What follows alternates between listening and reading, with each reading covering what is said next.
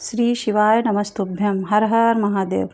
चाहे कितना ही अभागा मनुष्य हो, सुबह 3 बजे से 6 बजे उठकर ब्रह्म मुहूर्त में कर दो ये काम, जो चाहोगे वह मिलेगा। एक समय की बात है, माता पार्वती ने भगवान शिव से पूछा, स्वामी मैंने देखा है कि चाहे कितना ही अभागा मनुष्य हो, अगर वह सुबह के समय ब्रह्म मुहूर्त में उठता है तो वह बहुत सुखी रहता है। ऐसा क्यों? मुझे ब्रह्म मुहूर्त का रहस्य बताइए। तब भगवान शिव ने कहा, हे देवी, मैं आपको इस प्रश्न का उत्तर एक कथा के माध्यम से बताऊंगा। कृपया आप इस कथा को ध्यानपूर्वक सुनना, और जो भी मनुष्य इस कथा को पूरा सुनेगा वह कभी भी इस अवसर को अपने हाथ से जाने नहीं देगा। ब्रह्म मुहूर्त का रहस्य जानकर पूरा जीवन बदल जाएगा। भगवान शिव कथा को सुनाना प्रारंभ करते हैं और माता पार्वती से कहते हैं, बहुत समय पहले की बात है, काशी में दीपू नाम का एक लड़का रहता था। वह लड़का बहुत ही अच्छा था, लेकिन एक गलत आदत थी। वह देर तक सोता रहता था। सुबह उसे जगाने के लिए घर वाले कई प्रयास करते थे, परंतु वह रोज़ाना सुबह देर तक उठता था। वह लड़का कभी भी 9 बजे से पहले नहीं उठता था। जब वह बालक था तब परिवार वालों ने सोचा कि वह यह बड़ा हो जाएगा तो इसकी आदत में सुधार हो जाएगी, परंतु वह लड़का जैसे जैसे बड़ा होता गया उसकी यह आदत और भी ज़्यादा गहरी होती चली गई। दुनिया इधर से उधर हो सकती थी, लेकिन वह लड़का कभी भी जल्दी नहीं उठ पाता था। उसके पिता उसकी इस आदत से बहुत ज़्यादा परेशान रहने लगे। उस लड़के को ढेरों नकारात्मक शक्तियों ने घेर लिया। वह सभी को पलटकर जवाब देता था और दिन भर उदास रहता था। इसका असर उसके स्वास्थ्य पर भी पड़ रहा था। जब उस लड़के को यह पता लगा कि उसके सारे मित्र सफलता को प्राप्त कर चुके हैं, तब वह और भी ज़्यादा चिंतित हो गया और ईश्वर को कोसने लगा। वह बार बार यही चाहता था कि मेरी किस्मत ही खराब है, परंतु उसके माता पिता अच्छी तरह से जानते थे कि उस लड़के के असफल होने के पीछे का क्या कारण है। भगवान शिव ने कहा, देवी, फिर एक दिन की बात है, उसके पिता को किसी सन्यासी के बारे में पता चला। उसने तुरंत अपने बेटे की समस्या को लेकर उस सन्यासी के पास जाने का निर्णय लिया। सन्यासी को बेटे की आदतों के बारे में बताया और सन्यासी ने कहा कि कल आप अपने बेटे को इस आश्रम में आने को कहिए। फिर उस लड़के का पिता अपने घर की ओर चला गया। उसे पता था कि अगर वह सीधे तरीके से अपने बेटे को सन्यासी से मिलने के लिए कहेगा तो वह कभी तैयार नहीं होगा। उसने अपने बेटे को अपने पास बुलाया और कहा, तुम्हारे सारे मित्र जीवन में सफलता प्राप्त कर चुके हैं, क्या तुम सफल नहीं होना चाहते हो? लड़के ने उत्तर दिया कि जरूर पिताजी, परंतु जब भी मैं अपने मित्रों से उनकी सफलता का रहस्य पूछता हूँ तो वह मुझे कुछ नहीं बताते। भगवान शिव ने कहा, देवी, फिर उसके पिता ने कहा कि मुझे यह रहस्य पता चल गया है कि वह सभी क्यों सफल होते जा रहे हैं। तब उस लड़के ने बड़ी उत्सुकता से पूछा, क्या बात पता चली है पिताजी? कृपया करके आप मुझे बताइए। उसके पिता ने कहा कि कल सुबह तुम्हें एक सन्यासी के आश्रम में जाकर उनसे मिलना है। यदि तुम वहाँ पर समय से पहुँच गए तो वह सन्यासी तुम्हें ऐसा मंत्र बताएंगे जिससे तुम सफल हो जाओगे, परंतु एक समस्या है। लड़के ने कहा कि पिताजी, मैं कल पूरी रात जागता रहूँगा और सुबह सन्यासी से मिलकर आऊँगा। उसके पिता ने कहा कि ठीक है, तुम वहाँ जाकर उस सन्यासी की आज्ञा को मानना। पिता की बात सुनकर वह लड़का बहुत अधिक खुश हुआ और जीवन में पहली बार रात्रि में वह जागता रहा, परंतु थोड़े ही समय में उसे नींद आ गई और वह सो गया। फिर अगली सुबह जब वह उठा तो उसे पता चला कि सन्यासी से मिलने का समय समाप्त हो चुका था। उसके पिता ने लड़के की तरफ देखा और कहा कि तुम जीवन में कभी सफल नहीं हो पाओगे, जाओ और जाकर सो जाओ। पिता की यह बात सुनकर उस लड़के को बहुत दुख हुआ। उसने मन ही मन स्वयं को चुनौती दी कि कल सुबह वह सन्यासी से मिलने अवश्य जाएगा। उसने अपने पैर में एक छोटा सा घाव बना लिया, जिससे दर्द के कारण उसे रात भर नींद नहीं आई। भगवान शिव ने कहा, देवी, यह ऐसा पहला अवसर था जब उसने अपने जीवन में पहली बार सूर्योदय देखा था। वह तुरंत ही तैयार होकर सन्यासी से मिलने के लिए चला गया। आज उसका अनुभव कुछ अलग ही था। वह बेहद शांत महसूस कर रहा था। चलते चलते वह लड़का जैसे ही सन्यासी के आश्रम में पहुंचा तो वहां पर उसने देखा कि सन्यासी और उसके सभी शिष्य ध्यान लगाकर बैठे हुए थे। भगवान शिव ने कहा, देवी, फिर जब ध्यान का समय समाप्त हुआ तब लड़का उस सन्यासी के पास पहुंचा और उन्हें प्रणाम करते हुए बोला कि आपके पास कोई ऐसा मंत्र है जिससे मैं सफल हो सकता हूँ। कृपया करके मुझे वह मंत्र बताइए। मैं भी अपने मित्रों के समान सफल होना चाहता हूँ और अच्छा जीवन जीना चाहता हूँ। भगवान शिव ने कहा, देवी। फिर सन्यासी मुस्कुराए और बोले, अच्छा, तो तुम वही बालक हो। तुम्हारे पिताजी मुझसे मिलने आए थे और उन्होंने तुम्हारे विषय में मुझे सब कुछ बता दिया था। मैं तुम्हें वह मंत्र अवश्य बता देता हूँ। परंतु अब लड़के ने जैसे ही परंतु शब्द सुना तो लड़का घबरा गया। उसने पूछा, परंतु क्या गुरुदेव? तब सन्यासी बोला, मैं तुम्हें वह मंत्र बताऊँगा, परंतु अगले 21 दिनों तक तुम्हें मेरी आज्ञा माननी होगी। मैं तुम्हें वह मंत्र 21 दिनों के बाद बताऊंगा। तब तक मैं तुमसे जो भी कार्य कहूँगा तुम्हें वह करना होगा। यदि तुम असफल हुए या कार्य के बीच में तुम्हारा संकल्प टूट गया तो उस मंत्र का असर नहीं होगा। दृढ़ निश्चय के साथ उस लड़के ने कहा, मुझे आपकी सारी आज्ञा स्वीकार है। मैं अगले 21 दिनों के लिए आपका दास हूँ। आप जो भी कहेंगे मैं वही कार्य करूँगा। मुझे केवल और केवल उस मंत्र के बारे में जानना है। भगवान शिव ने कहा, हे देवी। फिर सन्यासी ने उस लड़के से कहा कि ठीक है, कल से तुम्हारा कार्य शुरू होगा। तुम इसी आश्रम में निवास करोगे।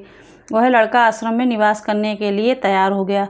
सन्यासी ने कहा, यहाँ रहते हुए तुम्हें ब्रह्म मुहूर्त में उठना होगा और दूसरे शिष्यों की तरह ध्यान और तप करना होगा। साथ ही आश्रम के कार्यों में भी सहायता करनी होगी। ध्यान रहे, ये संकल्प टूटना नहीं चाहिए। भगवान शिव ने कहा, हे देवी। अब लड़का सन्यासी की बात से सहमत हो गया और अगले दिन से उसके कार्य के दिन की शुरुआत थी। इस बार उसने दृढ़ निश्चय किया, परंतु 1 सप्ताह बीतने के पश्चात ही उसका संकल्प टूट गया और वह 8वें दिन तक देर तक सोता रहा। जब वह नींद से जागा तो उसने कहा कि मुझसे कितनी बड़ी भूल हो गई। वह रोते हुए सन्यासी के पास पहुंचा और कहने लगा कि गुरुदेव, मेरा संकल्प टूट गया। अब मैं जीवन में कभी सफल नहीं हो पाऊंगा। सन्यासी ने उसे समझाते हुए कहा कि एक बार फिर से शुरुआत करो, फिर से संकल्प करो।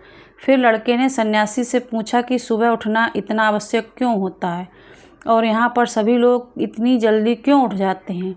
भगवान शिव ने कहा, हे देवी। तब सन्यासी ने लड़के को समझाते हुए कहा कि सुबह यानी ब्रह्म मुहूर्त में उठने के पीछे बहुत बड़ा विज्ञान छिपा हुआ है। लड़के ने कहा कि कृपया मुझे वह विज्ञान बताने की कृपा करें। सन्यासी ने कहा कि रात्रि को 4 पहर में बांटा गया है। पहला रुद्रकाल, जिसका समय 6 बजे से लेकर 9 बजे तक होता है। दूसरा राक्षस काल, जिसका समय रात्रि 9 बजे से 12 बजे तक होता है। तीसरा गंधर्व काल, जिसका समय रात्रि 12 से 3 तक होता है और उसके अंत में जो पहर आता है उसे मनोहर काल कहते हैं। इस समय को ब्रह्म मुहूर्त या अमृत बेला के नाम से भी जाना जाता है। इसका समय भोर 3 बजे से सुबह 6 बजे तक होता है।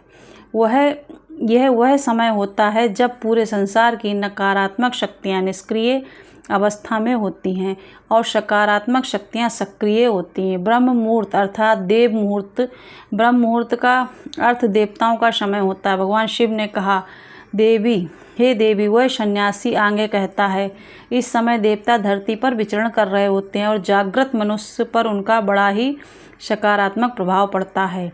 ब्रह्म मुहूर्त ऐसा समय होता है जिसमें मनुष्य का मस्तिष्क बिल्कुल खाली होता है, जिसमें किसी प्रकार के कोई विचार नहीं होते हैं। जब वह इस समय व्यक्ति अपनी पुस्तक खोलकर पाठ का अध्ययन करते हैं तो उन्हें सब कुछ जल्दी जल्दी याद भी होता है और यह लंबे समय तक याद रहता है। यह ऐसा समय है जिसमें हम ज्ञान को समझने का प्रयास करते हैं। इस कारण आश्रम के सभी शिष्य और संसार में बहुत से ज्ञानी लोग ब्रह्म मुहूर्त में उठ जाते हैं। प्राचीन काल में रोशनी का कोई स्रोत न होने के कारण लोग अपने दिन का समापन सूर्यास्त के साथ और आरंभ सूर्योदय के साथ करते थे। यह एक तरीका है जिससे मानव जीवन प्रकृति के साथ तालमेल बनाकर चलता है। भगवान शिव ने कहा, देवी फिर उस लड़के ने कहा कि ठीक है, मैं कल से अपना संकल्प फिर से शुरू करता हूँ, परंतु ब्रह्म मुहूर्त में उठकर मुझे क्या क्या करना चाहिए। तब सन्यासी ने कहा, ठीक है, मैं तुम्हें बताता हूँ कि ब्रह्म मुहूर्त में क्या करना चाहिए और कैसे करना चाहिए। सबसे पहले उठकर धरती माता पर पाँव रखने से पहले धरती माता को प्रणाम करना चाहिए और अपनी दोनों हथेलियों को देखना चाहिए और ईश्वर को धन्यवाद देना चाहिए कि उन्होंने तुम्हें आज का सूर्योदय देखने का अवसर दिया। इसके बाद नित्य कर्म और स्नान करने से शरीर की ही नहीं मन की भी शुद्धता बढ़ती है। स्नान करने के पश्चात ध्यान की प्रक्रिया होती है। इस विधि का उपयोग तब किया जाता है जब आप अपनी कोई मनोकामना की पूर्ति चाहते हैं। यह ऐसा समय होता है जब व्यक्ति अपने आज्ञा चक्र को सक्रिय करने पर काम करते हैं। भगवान शिव ने कहा, हे देवी, आगे वह सन्यासी कहता है, आज्ञा चक्र दोनों भौहों के बीच होता है। ये संकल्प का स्थान भी कहा जाता है। अगर इस चक्र पर ध्यान केंद्रित किया जाए और अपनी मनोकामना को बार बार दोहराया जाए तो मात्र 21 दिनों के भीतर वह मनोकामना पूरी हो जाती है। अगर आपके मन में कोई अधूरी मनोकामना है और आप उसे पूरा करना चाहते हैं, तब उसे सबसे पहले उस मनोकामना का स्पष्टीकरण कर लें। आपको क्या चाहिए, यह निर्णय अवश्य लें। इसके बाद ध्यान की विधि को शुरू करें। ब्रह्म मुहूर्त में स्नान के बाद एक ऐसा स्थान चुनें जहाँ पर वायु का प्रवेश हो। ध्यान में शुद्ध प्राणवायु का होना आवश्यक होता है। ध्यान की मुद्रा में रीढ़ हड्डी सीधी होनी चाहिए, साथ ही गर्दन भी सीधी होनी चाहिए। सुखासन की अवस्था में दोनों हाथों को घुटनों पर रखकर आंखें बंद करके बैठ जाएं। हाथों की मुट्ठी को बंद कर लें और 2-3 मिनट तक बिल्कुल शांत हो जाएं। जब आपका शरीर स्थिर हो जाए और श्वास भी शांत हो जाए, तब उसके बाद अपना सारा ध्यान आज्ञा चक्र पर लगाएं। इस दौरान लंबी गहरी सांस लें और सांस को रोक कर रखें। इस समय आप अपनी इच्छा को मन ही मन दोहराएं और अपने मन से इष्ट देव और देवी देवताओं और गुरुजनों का चिंतन करें। भगवान शिव ने कहा, देवी उस सन्यासी ने कहा, जब सांस को रोकना कठिन हो जाए तब धीरे धीरे सांस को बाहर की ओर छोड़ो। सांस को नाक से भरें और मुख से बाहर छोड़ें।